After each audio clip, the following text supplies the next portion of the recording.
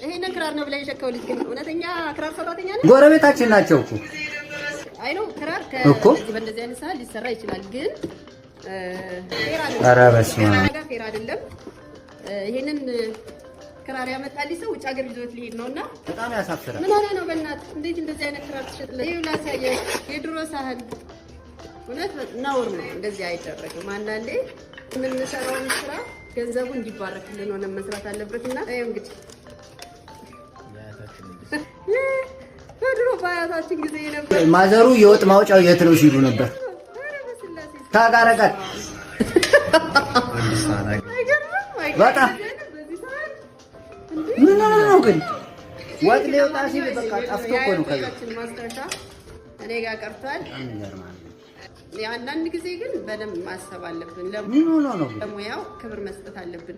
በሳህን አይሰራም ማለት አይደለም፣ ይሰራል። ግን አነስ ብታረገው እውነት ነው። በትንሽ ሳህን ብትሰራለት ደግሞ በዚህ ዘመን በዚህ ሰዓት ገበቴ ሞልቶ እኮ ሁሉ ነገር የተሟላ ነገር እያለ እንዴት በዚህ ሰዓት በዛ ላይ ደግሞ እየነገረ ውጪ ልሄድ ነው እያለ ነው ቪዲዮ የምቀርጸውና ጥሩ አይደለም።